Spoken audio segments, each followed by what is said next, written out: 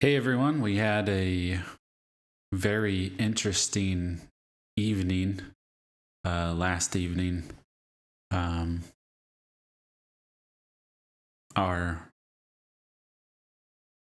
45th President Donald Trump, was shot at a place in Pennsylvania, and it was an assassination attempt from a sniper from about 300 yards. I'm sure the news has completely filled my YouTube feed full, that I can't even really read anything else about it. And I know that I'm a little late to the party, but I wanted to talk about what came to mind when I heard about this. I was actually in the midst of recording another video that I'm gonna hold off on posting at a later time, just because of all the things going on with the president. I think it'll kind of fall off the attention that I have on the channel. And I know that this is very new, and I appreciate all of you clicking on the videos, and I hope you enjoy this one as well. But I wanted to make some comments of what I thought about when this happened. And if you don't know, I've talked about it in, I believe, a couple of my live streams, that I was homeschooled. So I got to hear about some history that don't normally hear in public school. And a story that I remember that I don't think I'll ever forget. My history was done through VCR tapes back then.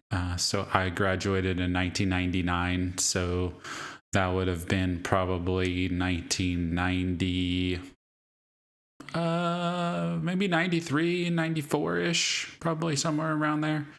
I heard this story. And my history teacher is the one that told it, and we're just going to have a storytelling just for a moment, because this was something that's been in my mind forever, and this came to mind. I don't know how, I don't know why God put it on my heart, but it was the story of George Washington. And you can go back and read this in a book called Bulletproof, George Washington. In 1755, in the French and Indian War, there was a battle, and it was the battle for Fort Duquesne. And General Edward Braddock of the British, because we were fighting with the British, this was before the United States existed. So George Washington was 23 years old. So the point of the battle was to march towards Fort Duquesne, and it was to expel the French forces from the Ohio Valley near the Monongahela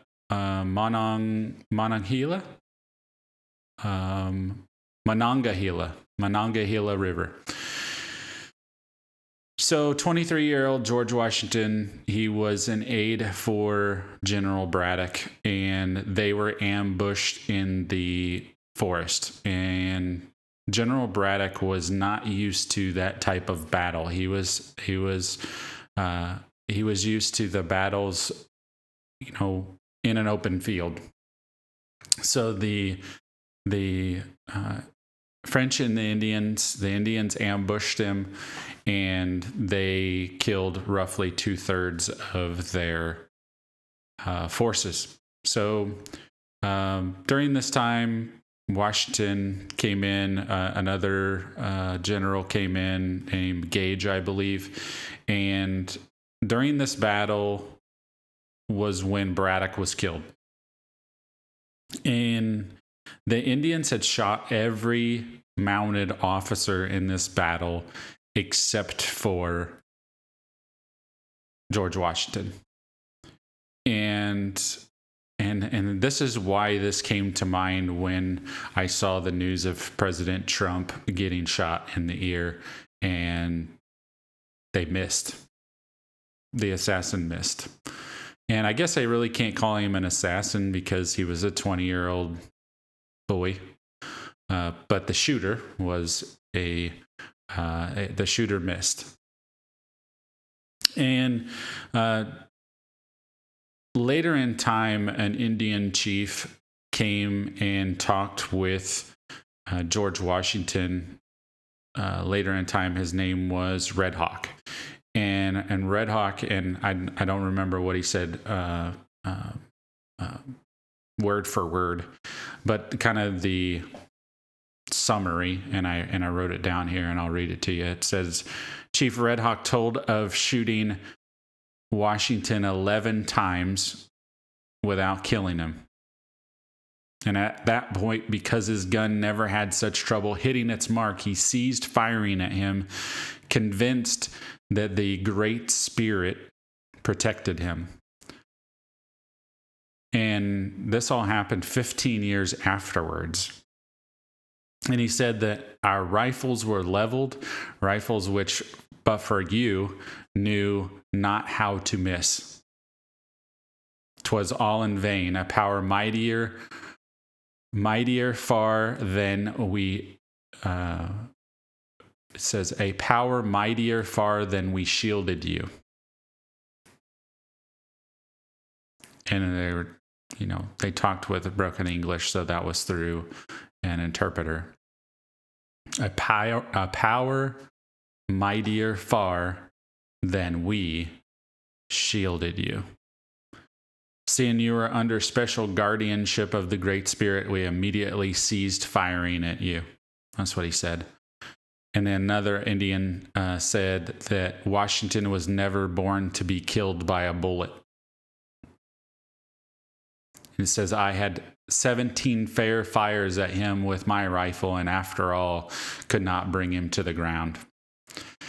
And this was a letter from George Washington this was July 18th of 1775, or 1755, excuse me. He says, by all powerful dispensations of providence, I have been protected beyond all human probability and expectation, for I had 4 bullets through my coat and 2 horses shot underneath me. Yet escaped unhurt, although death was leveling my companions on every side. So he had 4 musket holes in his uniform, 2 horses shot out from underneath him, and it also says that a gold seal that he wore around his neck was shot off of him. Yet he had no wounds whatsoever. So I'm making this response because yesterday I posted a short, and the short was about Colossians, and this was chapter 1, verse 16, and I sent that morning. Yesterday morning I sent it out, and Colossians 1:16 says, for everything was created by him in heaven and on earth, the visible and invisible, whether thrones or dominions or rulers or authorities, all things have been created through him and for him, and he is before all things, and by him all things hold together. So that was what I posted, and my title to it was, Are You Worried About Our Next President? And then this happens. So this is, what is happening. They say that the direction of President Trump's head was what changed the trajectory of the bullet. So instead of him this way, or this way, was the difference. Because if his head was this way and he was looking away from the shooter, the bullet coming in would have went straight through his ear. But because he was looking at the shooter, the bullet came and whisked his ear and took his ear. And you don't think that God protected him in that moment from this happening? I think so. And the important thing to remember in this, and as the stories are going to roll in more and more over the next probably week, 2 weeks, this will probably be talked about all the way to the presidency. This boy that shot him was bullied from, people are saying he was bullied from the day that he went to school. And I talked yesterday, and I talked yesterday in the video that I'll release probably later in the week. I talked a little bit about the weaknesses in your armor. And what the devil is waiting for vulnerable people. And I don't want you to be those vulnerable people. And those young people that are coming through school, being bullied, they start listening to the voices. And you can probably attest to this by watching this and talking about horrible times in your life. If you can sit and think about the horrible times in your life, when chaos comes, when someone passes away that you dearly love, when a divorce comes along and you don't know what to do, what happens? What happens is the voices begin. Those voices are not of God. Those voices that are trying to get to those tough positions in your armor and saying the things that we all despise. And those are telling you that you're worthless, you're horrible, your life is over, and there's no other way but to fulfill the evil that's in your mind. And this is what happened to this. And I'm not giving him any, I don't want to say that, it was all because of this, but I believe it was all because of the devil. And the devil is the one that brings death upon us. And because he has a way to get into our minds through those times of chaos, I don't want anyone to get to that point where they can have that weakness in their armor. So the important part to think about is that I believe in this moment the president was protected by God. And I believe that in those moments George Washington was protected by God, because that was before the United States was the United States, because that was 1755 and it didn't happen until 1776. So something's coming.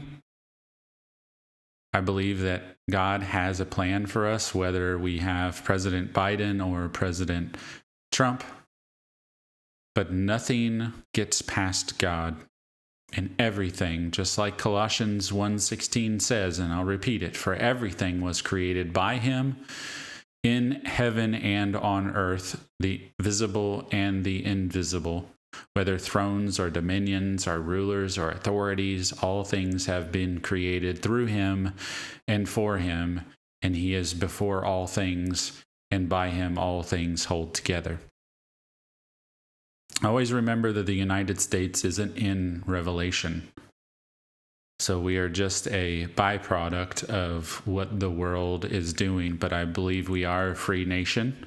And that I think that we hold a great place in what is to come in the coming of Jesus coming back to earth.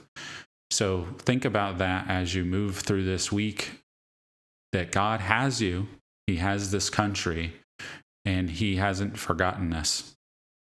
So keep praying. Keep doing all the things that you need to do to move forward in your life, because there is great things to come, and that I think that there is better times to be had. So I hope you have a wonderful rest of your week. I hope that you see these things as something that opens your eyes. I pray that President Trump, that he sees that God saved him from something tragic. And I think God saved our country as something that could have been very, very tragic for us. So thank you so much. I'm going to put this video out there with no editing, with all my stutters.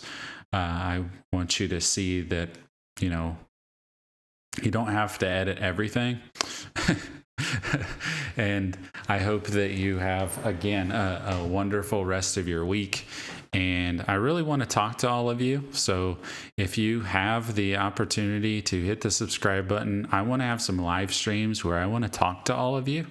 So if you're interested in just talking with me and chatting about what the world is bringing us, and also what God's word says that we can lean on and bring us hope. So I hope you have a wonderful day. Hit the subscribe button if you are interested in what we have to say. And I hope that you have a wonderful rest of your week. Take care.